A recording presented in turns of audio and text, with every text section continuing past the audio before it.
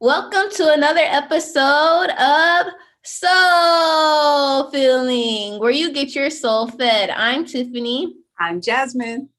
And Kobe is out for today, but she'll be back with us next week. She had some mama business to take care of. And of course, you know that we just had this crazy winter storm, power outage, catastrophe. So things are a little weird in Texas, but we made it. We made it. We here. We are here. Thank God. You know, there's so many people who have suffered. So many people have came back to houses that were flooded, pipes burst, people have died because of this. And just keep Texas in your prayers. And please do. All the families that are low on supplies, my heart goes out to you all. Just all the people that are having hardships. Some people, like you said, they're unable to use their water right now. Who would imagine a flood in the middle of February? So homes are being flooded because of the pipes. And that's just, I'm only imagining that's not a good place to be in. I'm so grateful to God that my family is doing well, but I do know some people that, water is not working right now. Imagine that, not being able to, flush your toilet, little things that we take for granted. So yeah, just my heart goes out to them. Soulmates, keep Texas in your prayers. But we are going to overcome this. We are definitely going to overcome this. And I'm just so shout out to the families and the people that's been helping.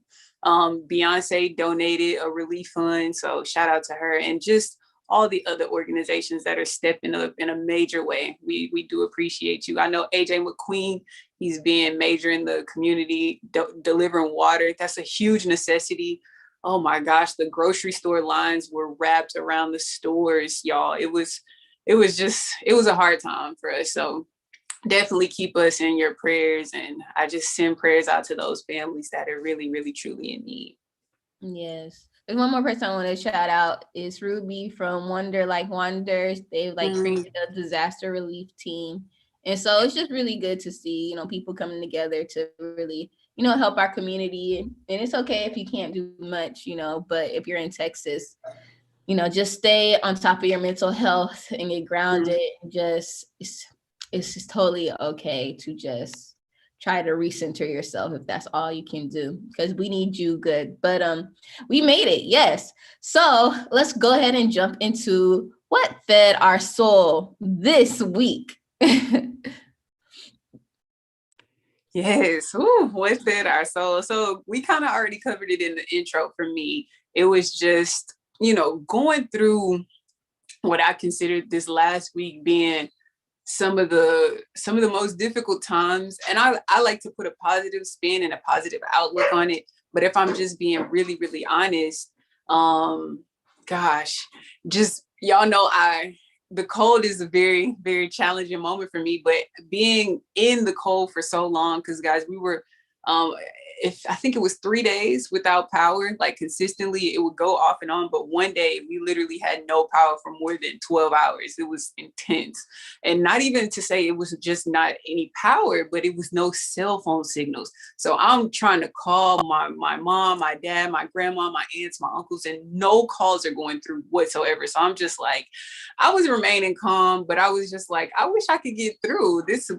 Why can't I talk to y'all? I understand the power is out and we can't charge our phones, but the cell phone towers were out. We couldn't even make outgoing calls. We couldn't even get on the internet service, no social media. I would try to go just reach out to some people on Messenger, maybe on Instagram, but it was nothing from my phone, at least. Every area in Houston's so big. So some areas, they didn't operate like this. In other areas, it did. So, but I was just wow, can you imagine?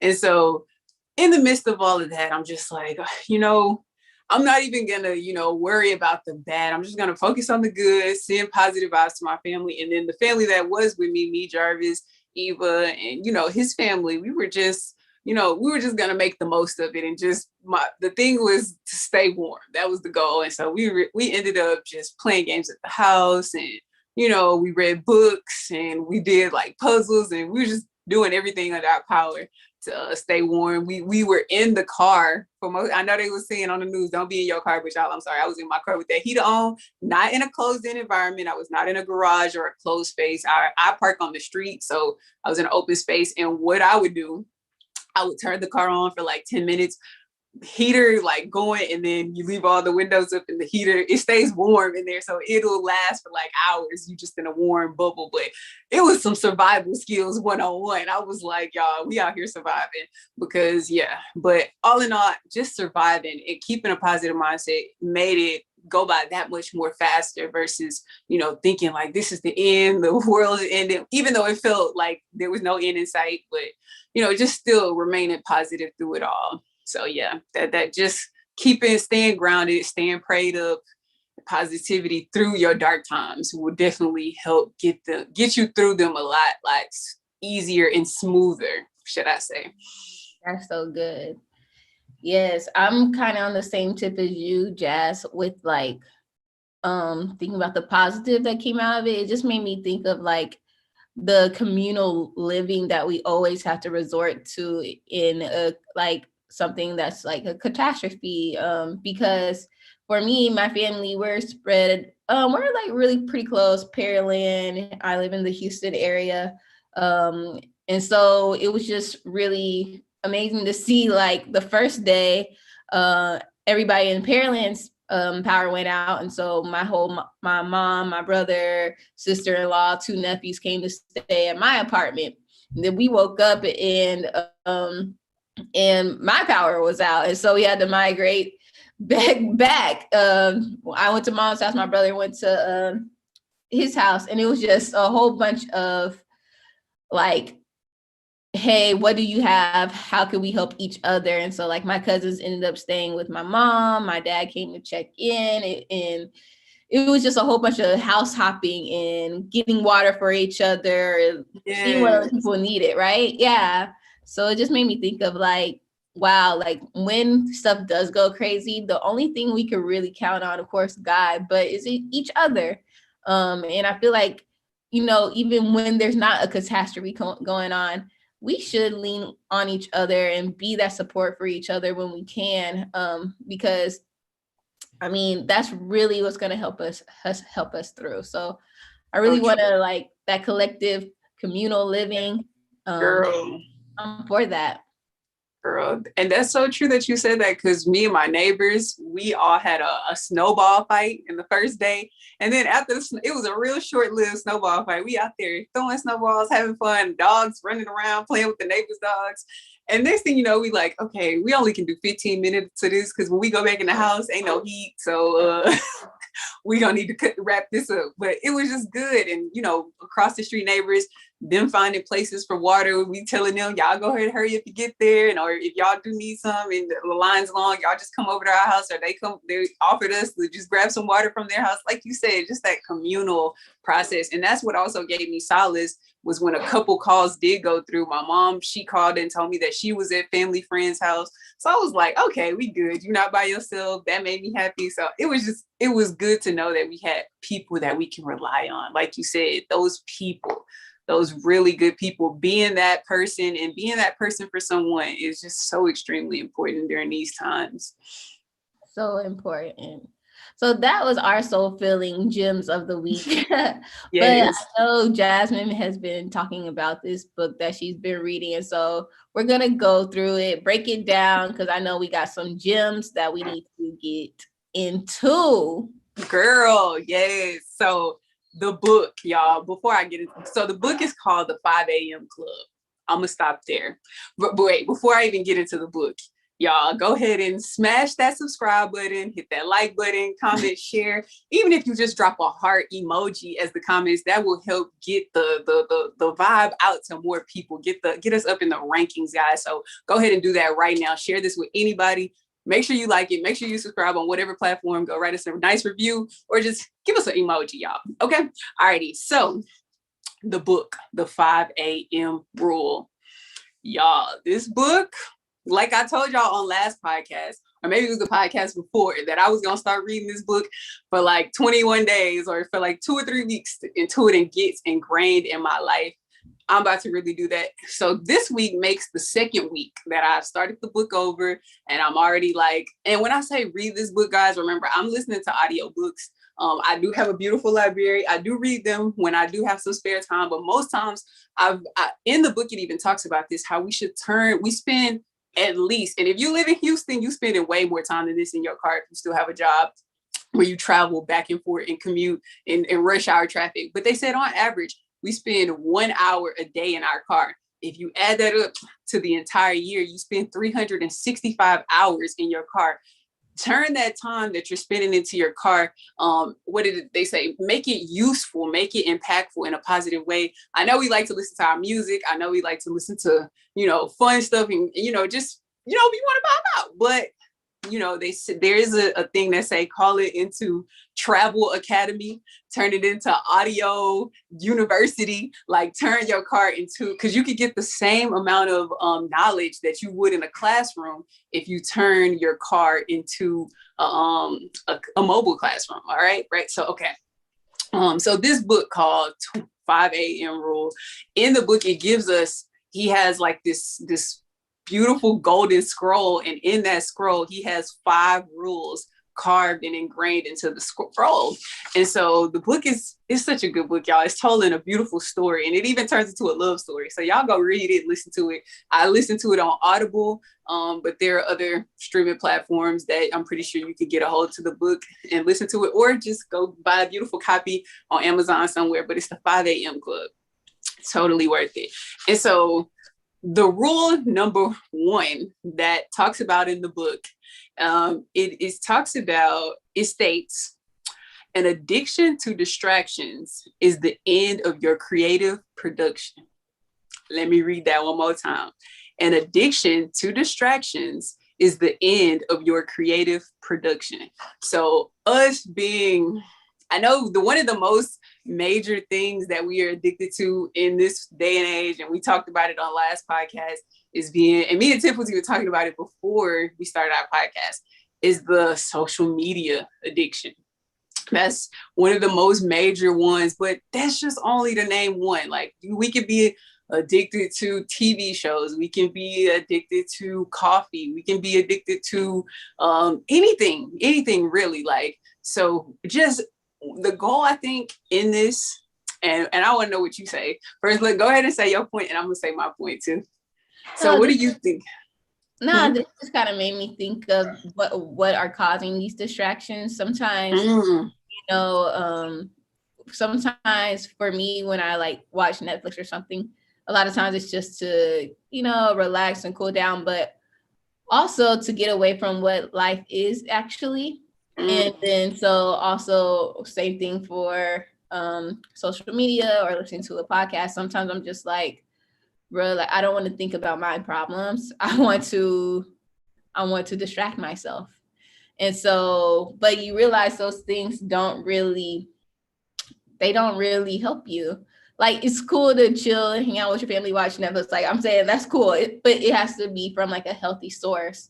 And so, I found myself sometimes, especially when I'm down, distracting myself from that. But in actualization is looking inside and looking unto God. And then also like, working on the things to create a life that you don't have to distract yourself from is what would be better to do.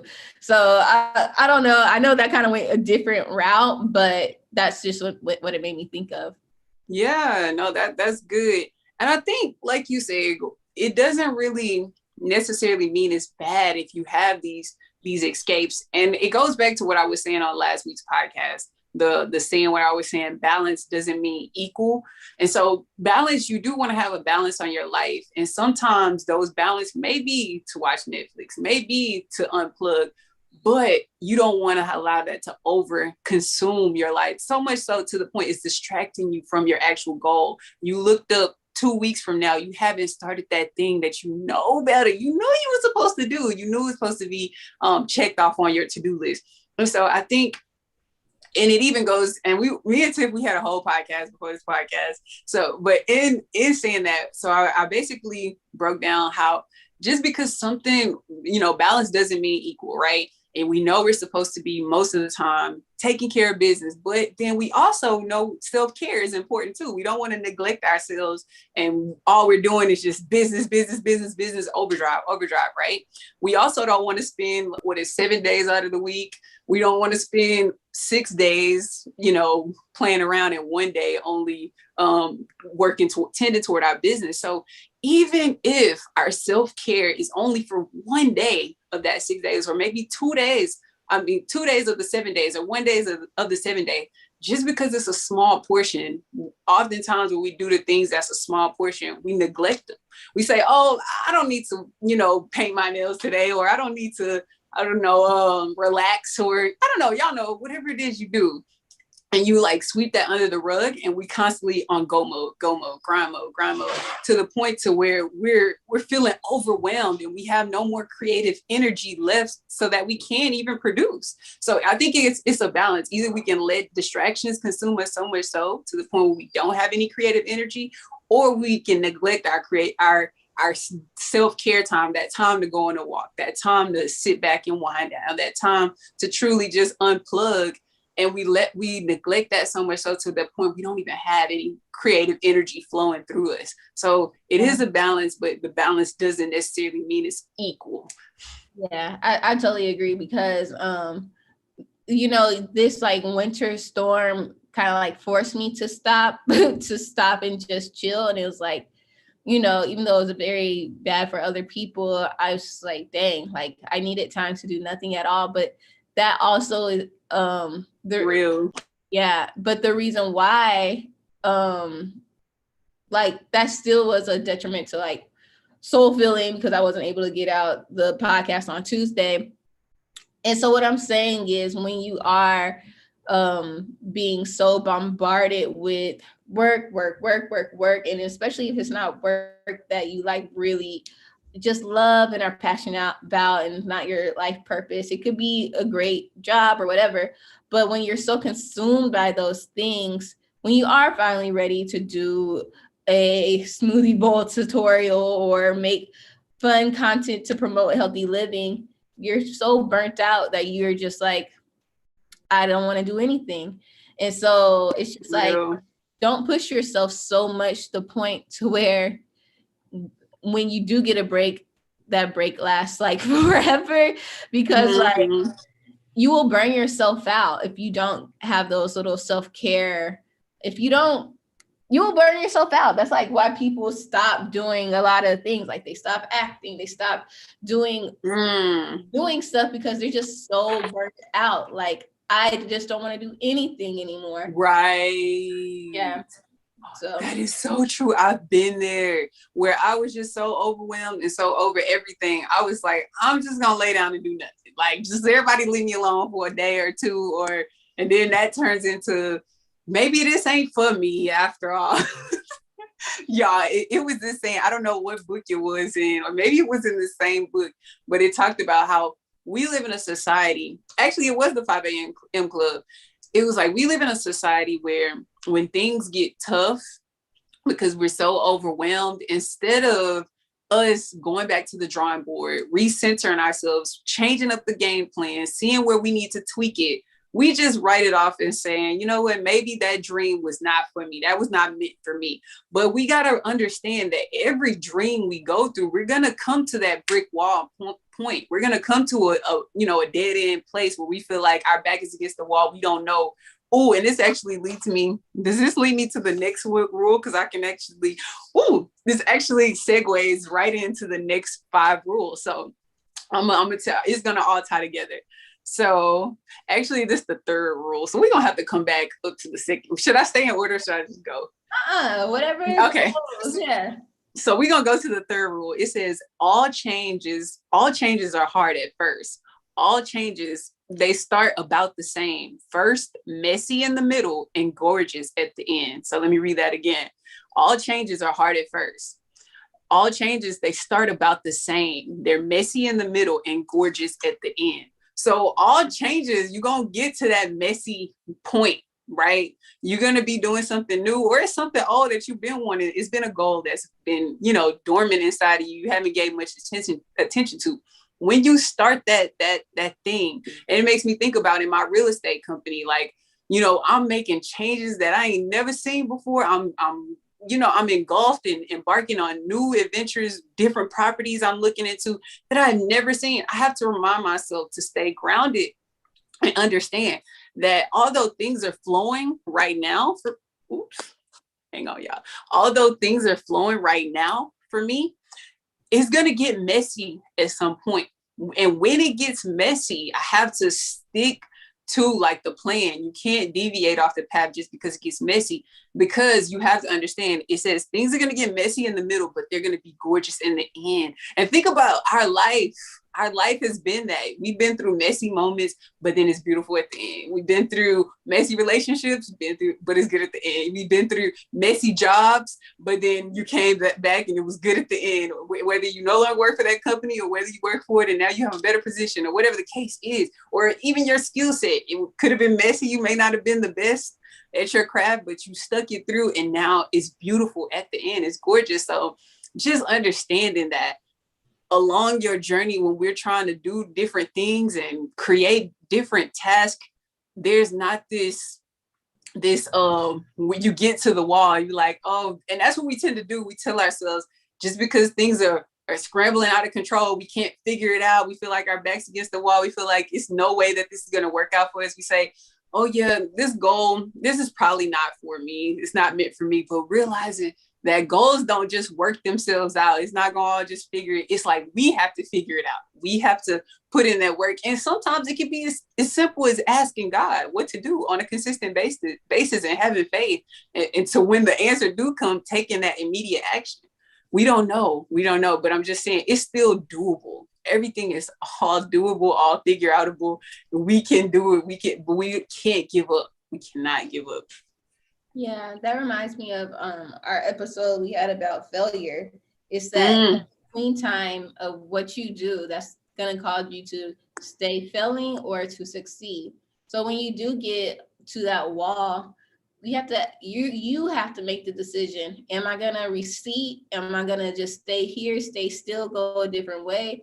Or no, this is for me. I'm going to keep doing this.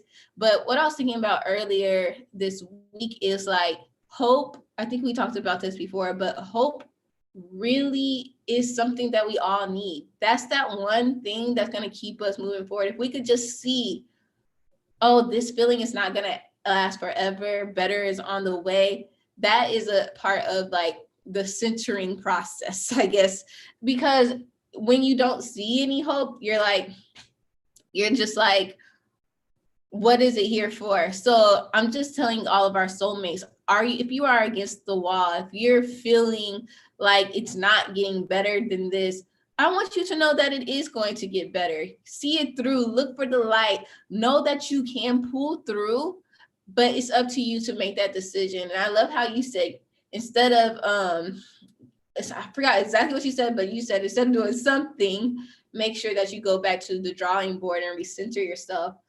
A lot of times we don't want to recenter ourselves.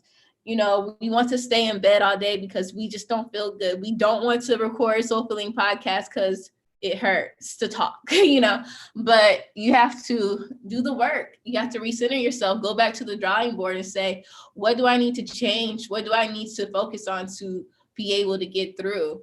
And I would say that, having a really good circle around you, or even listen to podcasts that uplift you, to get you through those things, or knowing who to talk to get you through those hard moments is so important. Yes. And I love how you gave it's a variety of things. Because sometimes, we tell ourselves, oh, if I just go to this one seminar, my life is going to be better. If I make this one phone call and talk to this one person, my life is going to be better. If I watch this one show, my life or I listen, whatever it is, read this one book, my life going to be better.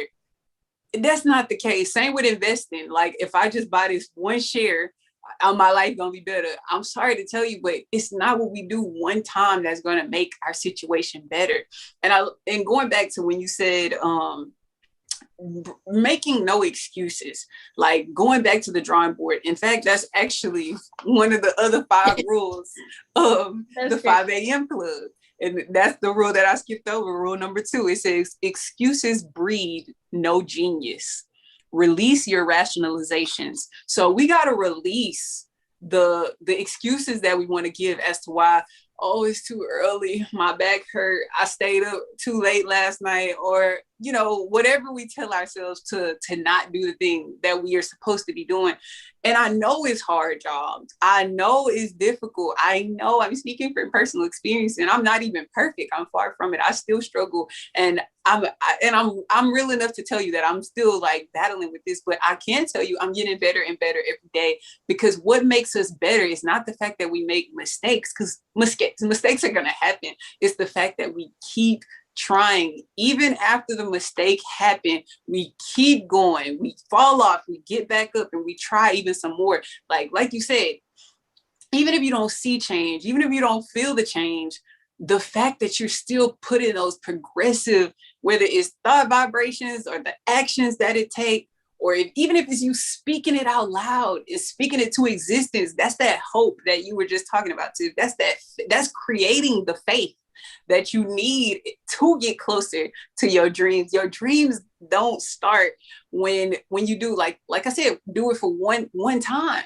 It's going to take a consistent, continuous, repetitive, a different variety of things you doing. It's no one cookie cutter approach manual that says these 2 things and then your life, you in paradise. No, just constantly doing those things without making any excuses, though. That's going back to the topic, though. That's what's really gonna make us game changers. Like, think about it this way. McDonald's, I like using McDonald's because they're just a successful corporation, or Walmart. Just because the CEO of Walmart or McDonald's had a bad day, they're not going to shut all stores down and say, we ain't serving no burgers today, or we not serving nothing at Walmart today. It's going to happen regardless. Like, if the sun rises, most likely, well, I know if you were here in Houston, because of the snowstorm happening, some of the Walmarts wouldn't even open. That's how I knew it was real. Like, Walmart wouldn't open out here in the snowstorm. So it was a big deal. But the point of that I'm trying to say, they're going to, the majority of the time, be open. So with your business, with our companies, we have to take it that serious and get it to a point, get it to operate and function at a place. If it's not there now, we have to get it to function and operate at a place where it is, as the sun rising, it's doing it at this set time, because it says, if you go to Walmart, if it says the store hours are from 6 a.m. to 11 p.m., that's what it's going to be. No ifs, ands, buts about it. That is the exact time that is going to be.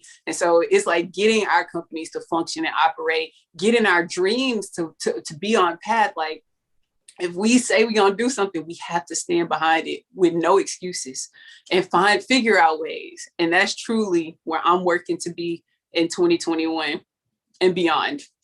Yeah, that's such a really good thing to do. The follow through, I could tell you guys that has something that has not been a good thing for me. Like, I am bad. I don't want to say bad at following through, but I know that's one of my downfalls that I really do want to work on is, sticking to my word, doing what I say I'm going to do.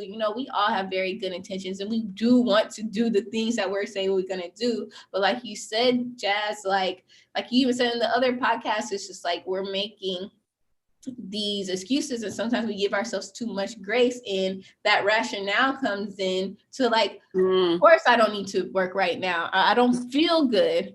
Don't I need to take care of my mental health? And that's when we have to go into, which I think you should, but that's why we have to go into, when we're talking about business and things working systematically. So even when you don't feel like doing things, you don't have to, but you have a system in place to have it's still working for you to, instead of doing that thing and working in your business, like we say, we could work on it and say, hey, please, can you do this? Exactly. But you have to go to that drawing board, right? To make sure those frameworks are set up. Real. And so there's this thing that I saw on Marie Forleo's Instagram. She was talking to Steve Harvey, and she said there's a difference. There's a lot of times that what we say we can't do is is 98% of the time or 99% of the time saying it's something that we won't do. And so like so like I texted the girls yesterday. It's like I wasn't able to edit the podcast for Tuesday. To be honest, I could have, but I was just not there. I didn't feel like I didn't want to. I'm sorry, soulmates. I let y'all down. No, I understand what was going on behind the scenes. It was just a lot. And so, but okay. I wanted to rewrite that text because I just watched that. It was like, I didn't do this. Like, and a lot of times we mistake our can'ts for won'ts. Like, I can't do this because blah, blah, blah, blah. No, it's like, I won't do this because of whatever fill in the blank. A lot of times it's literally most of the time it's not you can't do something. It's that you won't do something because you have something that you're using as an excuse. It's something that may be valid or not. But just let us be honest with ourselves. So, you know, when we do use that rhetoric, like I wasn't able to, it's like, no, I didn't do this. And this is why. Real. But when you're looking at it this way, you ask yourself, could I have done this through this? And most of the time it is yes. But like you were saying, we have to train ourselves to be able to, you know, when we do hit that road to figure out how to best move forward. Right. And I think as we grow and expand the operational, hiring people on, that's where we get really effective because it will be automatic no matter what. And so I don't want us to beat ourselves up as small business owners because I can understand if you are trying to juggle a full-time job and Tiff, your case, 2 full-time jobs and, you know, other things as well. It can be a little bit overwhelming. So our capacity can get pretty full. We have to think about it. We're only one person. And so delegating, finding ways to delegate. I'm learning that my mentor, Mike Fritz, he keeps telling me like, your operations is almost like the heart of your business. And that frees us up. And I'm just trying to think more operational minded moving forward with starting businesses in my journey so that I can be successful, so that we can be successful, so that the things that need to get done, they're still getting done. He said, and even in this book, the 5 a.m. club, it talks about how we should work to automate as many things how did they say it? Automate as many things in our life that we possibly can so we don't have to use our brain power in that area. So if you can delegate it out, do that. Do just that. Don't feel like you have to have the Superman cape on. Divvy up as many responsibilities as you possibly can. Don't feel like you know it's not your work.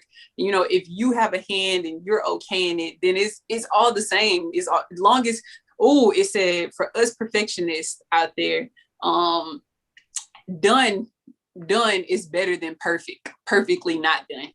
So a lot of times we want things to be perfect, and so much so perfect can push it could be pushed back the deadline, push back the deadline before you know it, it's like 3 weeks past the deadline versus putting it out there.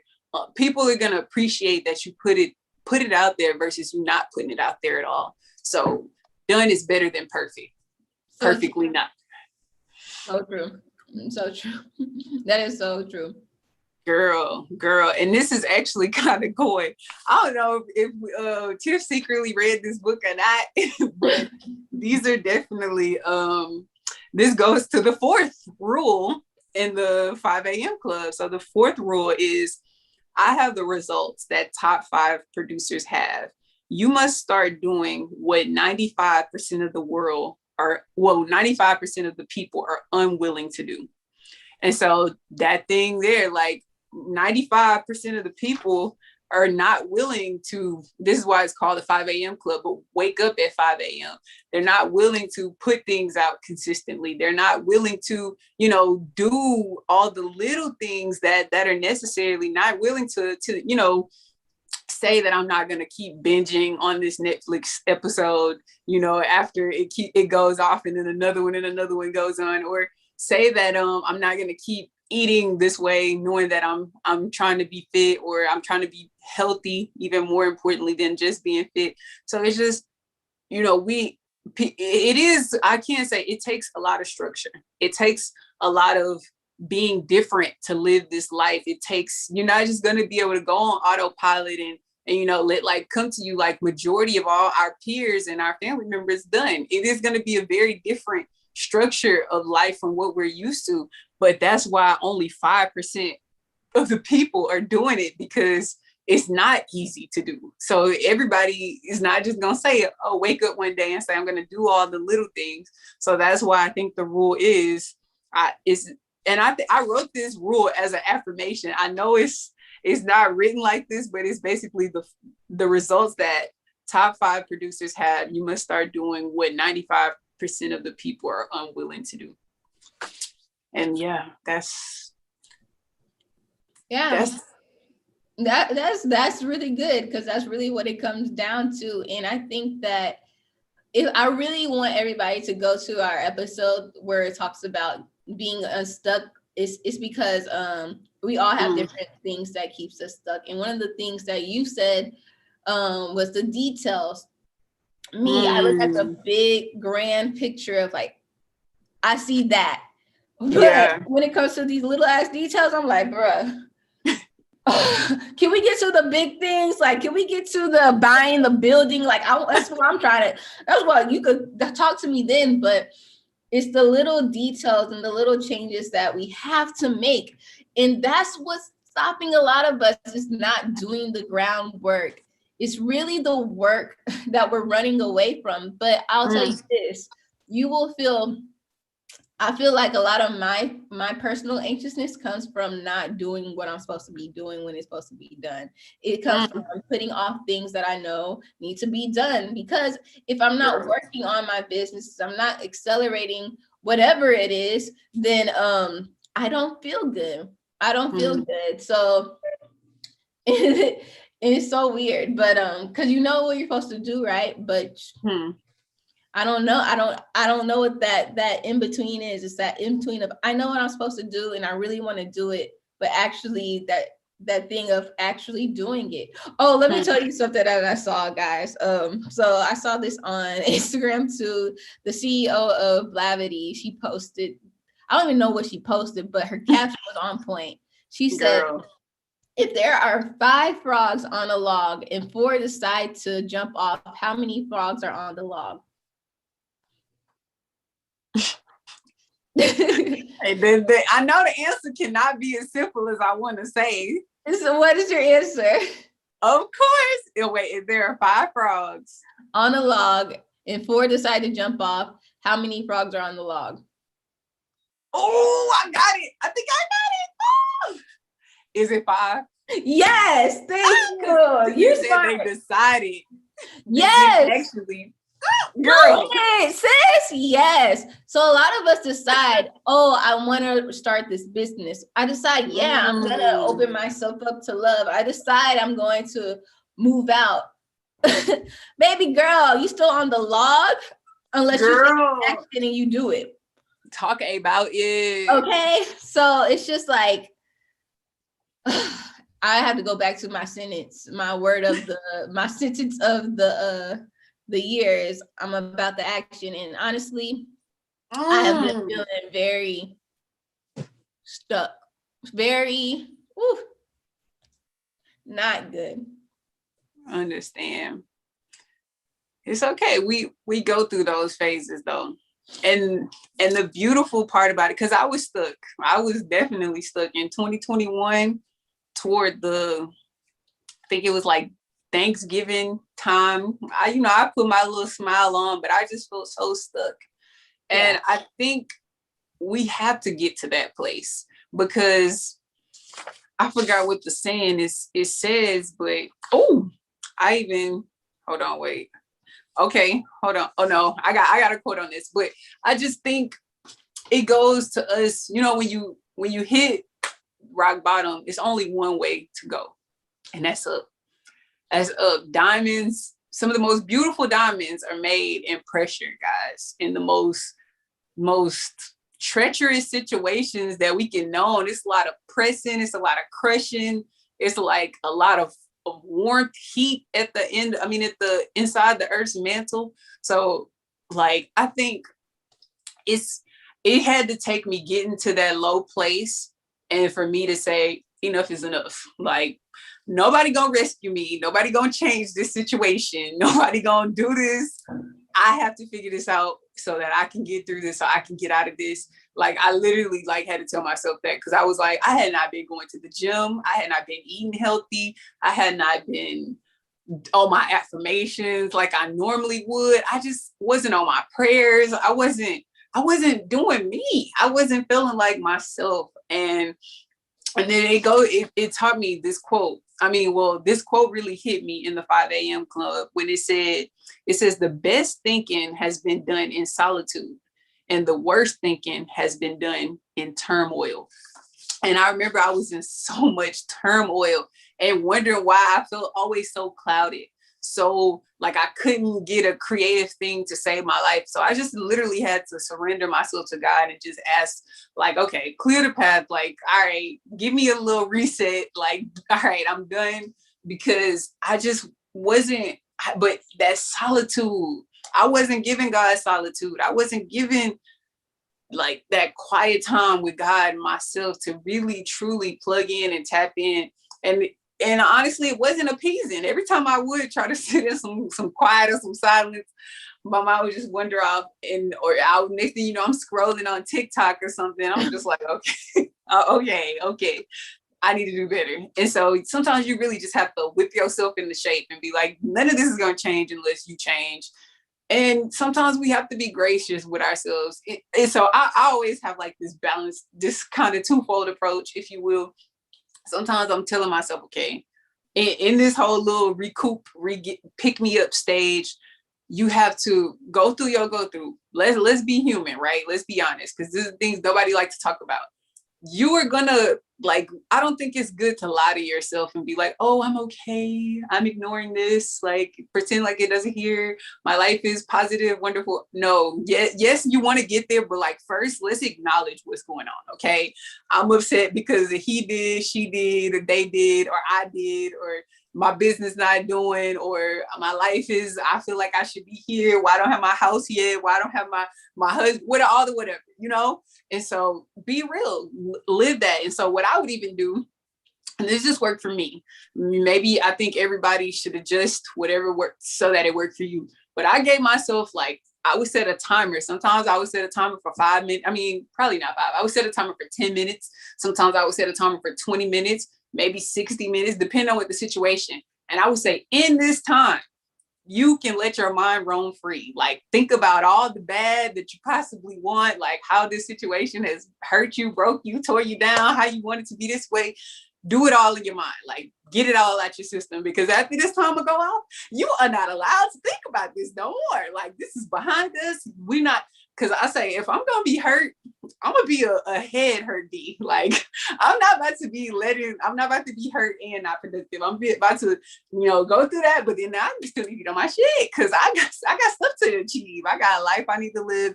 And I really feel like soaking in this is taking me further and further away from the life that I really, truly want. So I'm going to exist in it. I'm going to acknowledge it.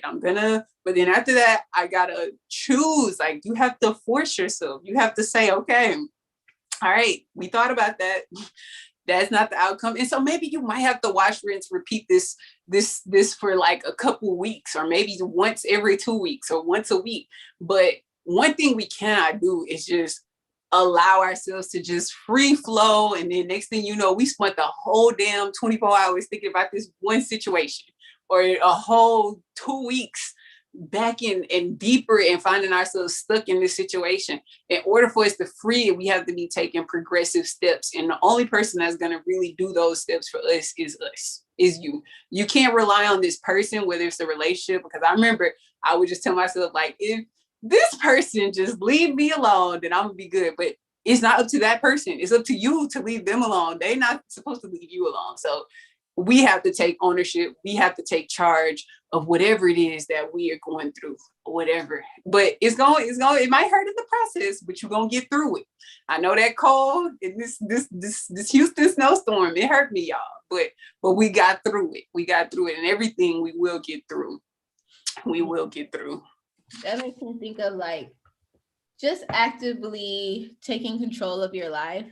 And so what I mean by that, it is easy to just want to, when things aren't going like you want to, you just want to not do nothing. Sometimes, you know, right. At least for me, sometimes I'm just like, just want to not do anything.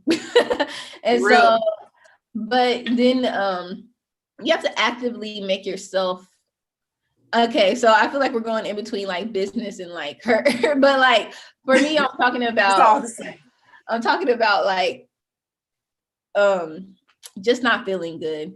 And so you have to actively do the things that make you feel good, like calling on God, like talking to your friends. Like one thing that really brought me joy the other day was watching like Brandy redo the Cinderella song, and it's just like those little bitty things. And I just want everybody to like, you know, no one is going to save you other than God himself, but you have to actively do what you can to get through. And it's as simple as doing the things that bring you joy. One of the biggest things and that I think helps is nature, but laughter has gotten me through so much. Because stuff is funny and you can't help but laugh, and you can't be sad and be laughing at the same time. So if you need a peak way to get through, to get back on track, I feel like watch something that's funny. Yes. And then let that be that thing to pull you to do, okay, now that I feel better, now this is the time to, you know, get to writing my to-do list, to seeing where I need to change and stuff like that, because you have to do it. You have to actively pull yourself out of whatever it is. That is so good. And it's scientifically proven, y'all, that laughter releases cortisol. I mean, it frees the cortisol out of your system. And we know cortisol is the stress hormone. So I always like to break down hormones or actual chemicals that are being released inside of our body. So they're kind of a big deal. When we stressed, when we sad, when we down and out, we're releasing cortisol. Cortisol is linked to cancer, heart disease, things that are very detrimental to us. When we laugh, we're freeing that cortisol out of our bodies and replacing it with dopamine, the feel-good hormone that elevates us, that rises us, that just ignites us. So I'm glad that you brought up laughter. That is good food for the soul. That is good medicine for our body. Like, so use laughter. And one thing you were saying, Tiff, when you said like, we just literally, when we feel down, we have to find those pick-me-ups that you know, that keeps you in the fight. I kind of think of it as it keeps you in the race, keeps you on the path. And that actually is the last rule of the 5 rules of the 5 a.m. club. It says, when you feel like surrendering, continue. And so I think about that as, when you feel like giving up, you got to find something that's going to, you know, keep you continuing. Like, how are we going to continue? Like, what is it? So some days you might need that pick me up. You might need that laugh. You might need to go on the funnies and watch a whole bunch of funny videos from one of your favorite comedians that's out there. So you might need those pick me. You might need to call your girl that's going to have you kikiing it up, or your friend or your whomever. You might need to call that person that's just going to spread some laughter, spread some love. So sometimes it can be also simple. It's just getting some good laughs. Yeah. This also like made me think of, we were talking about this just on like a personal phone call about things just don't happen. And that's me, y'all. I'm like a very, things are gonna happen, be consistent, you know, be a good person, good things are just gonna happen to you. What I learned recently, that is not true. I mean, good things will happen to you, of course, with the hand of God, but you really have to work for it. You do. And though I want things to come with ease, and though I do believe that they can, I think that working for it and ease is what makes the ease. You create the ease. Yeah. The strategy. You create the ease by working first. And so this is funny because at my job, they had a human design person come in and tell us what our human design is. So there's these different things. I can't really tell you the breakdown, but it's like you could be a generator, a manifesting generator, a manifester, and it just tells you how you approach things in life. And so when I was hearing all these things, like I was like, oh, I'm definitely the manifester. Like, what you mean? Like, and then and so the actual person who was a manifester was the CEO of our company. Wow. And manifestors are like the 1% of people in life. So I was like, oh, okay, so that was the only one that was a manifester. Okay, I'm probably the generator manifester because I'm definitely a manifester. and then I realized, oh, I'm not that either. They're like, Tiffany, you are a generator. And so basically a generator from what I can remember is basically you think like you're very traditional and you believe that things are like organically happen. And so that's how I'm humanly set up. Like they do it based off of like your birthday and the time you stuff like that. You were born and stuff like that. And I was like, dang. So you mean to tell me I'm not like just a manifestor go-getter like that? And so but it's just like you're very traditional and you know things, you know, you believe things are come to you.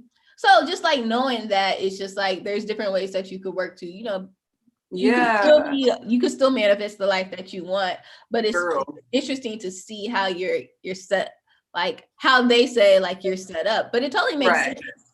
You know? Yeah, I get that. And I think even with that information, you could use it for your benefit to see what ways do I need to create new habits in my daily life so that I can become whatever it is. Because I feel like we're self-made. We get these blueprints. And when I say self-made, I'm always talking about we God. We self-made with God and then all the wonderful people that's in our circle. But anyway, but we self-made though. But I think because when I look up different things like that, I use these as little templates to show my strengths and then to show me what ways I want to build and create some new strengths. So if they say that, you know, that I don't know, I can't think of when I ain't did one of these things in so long of a time like that, I'm stubborn, then I will, you know, get books that allow me to be a better listener and, you know, work on these things in you so that when you do see these certain traits that could be blocking you, you can know how to identify them or develop different skills around them so that you can be more receptive and more understanding and more, you know, I don't know. It's always ways to, I feel like, navigate your life and to create your life and create your character. Like Bob Proctor always talks about building your self-image, creating your self-image, that's what everybody's doing on social media. The branding, that's just creating your self-image, creating your personal brand, creating your ideal of who you want to be and how you want to be portrayed. And so I feel like with that, it's always room to grow. It's always room to self-improve, to self-develop. And I feel like we're not trees. We're always learning, growing, evolving, and changing. No, yeah, that's so true. You definitely have to take like your strengths from those things, but like I'm not totally sold on like everything that, you know, people come to the forefront, but that, you know, whether you're like, oh, I'm a Gemini or I'm a generator or, you know, what all these things are, but definitely take your strengths and then also see where you can improve in your weaknesses, because everything that you are, it has both the balance of strengths and weaknesses and all that in between. So I think that's so good, because a lot of people, they do like, oh, you're this and that's it, and now I can't do this. You know, and a lot of it is conditioned from how we were raised. A lot of it is as well. Some of it is. Yeah. But I remember the reason why I even brought that up, I didn't even finish my thought, was because you told me something. Oh, it was coming to like, because I was telling Jazz, like, I'm single and I don't know what the fuck I'm doing wrong because I've been single for so long. And she's just like, well, it's like things aren't just going to come to you like that. Like, you have to create space for that. You have to be intentional about, you know, the things that you want in your life and create that thing. And then what you said earlier today on our call before is just like, don't put a actual person into that thing, but just like what you want in life, you know, because we tie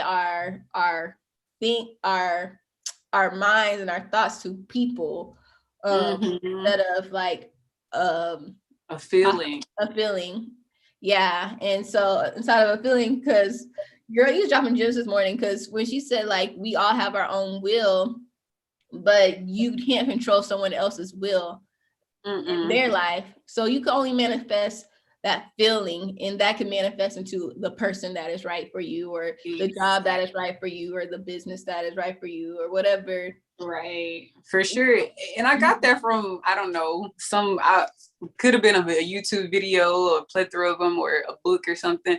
And basically it just talks about, you know, whatever we're trying to manifest. If you're trying to manifest the dream job, the dream car, the dream person, don't necessarily ask. Well, I think with cars, I guess you could, but most cases it say don't ask for one specific thing.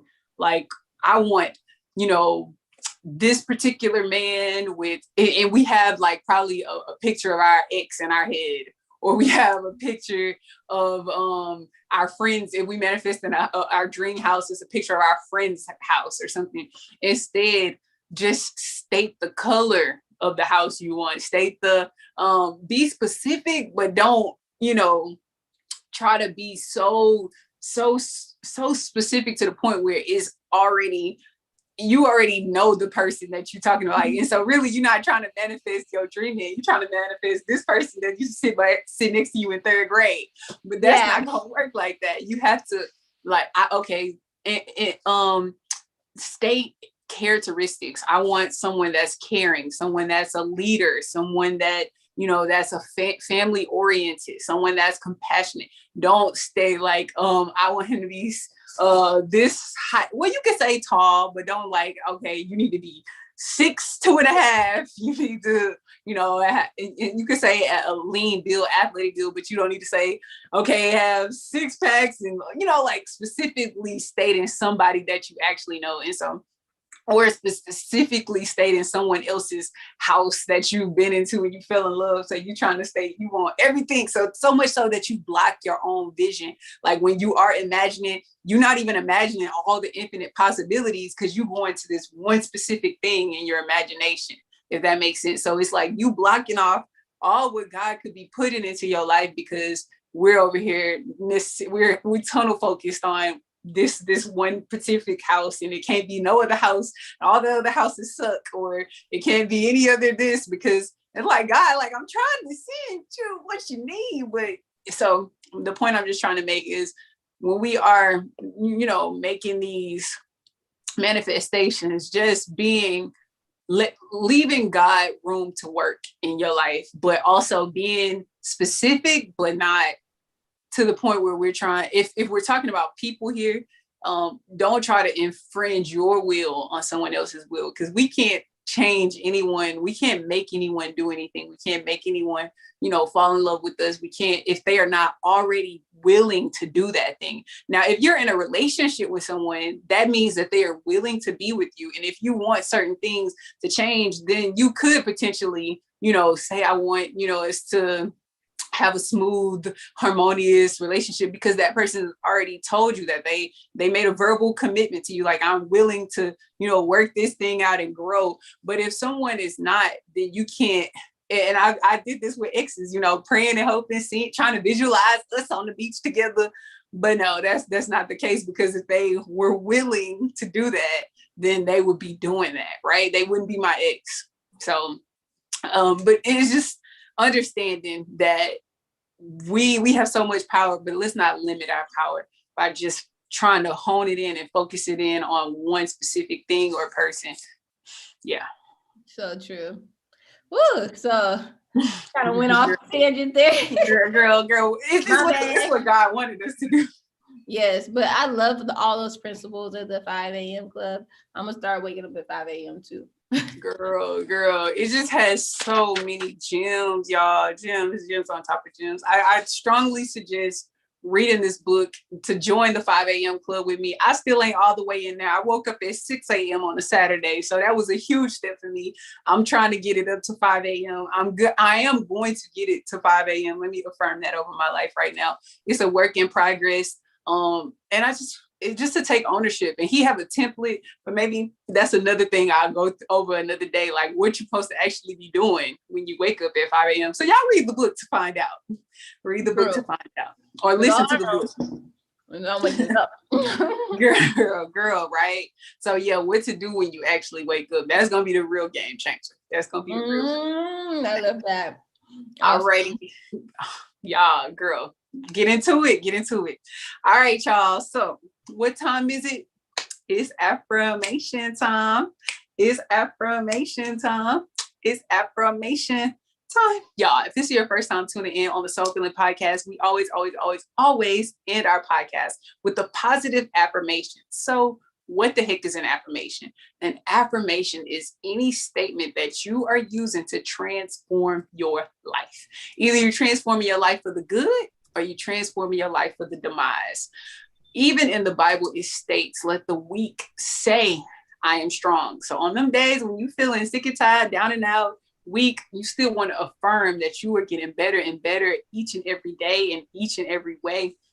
Just affirm good things over your life and watch how God just come in your life and just do exceedingly abundantly above all you can think or even imagine. There is two of us today. Kobe's still here in spirit, and I am affirming that there are millions, billions, trillions of y'all out here tuned in, and generations to come out here tuned in to the Soul Feeling Podcast. So we're gonna go ahead and end this thing off with our positive affirmations. Do you want to go first, or you want me to go first? Sure, I could go. I'm going to say, I am healed. Beautiful, beautiful, beautiful.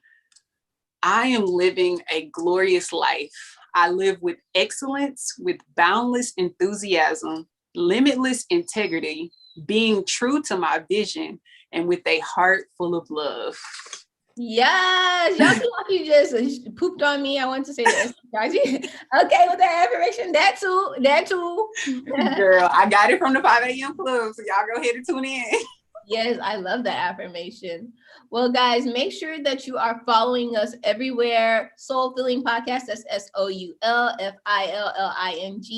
podcast. We are on YouTube, so if you want to see our faces, you can go there and subscribe there. We're also on Spotify, SoundCloud, Apple Podcasts. I was going to say Google Play, but not right now. And but if you are listening to us on Apple Podcasts, make sure to give us a 5-star rating and write something soulful and sweet. And as always, if something really stuck with you, please share it on your social media platform so more people can tune in and get their soul fed. Yes. All right, guys, until next time, we love y'all. Bye. Bye. Thank you.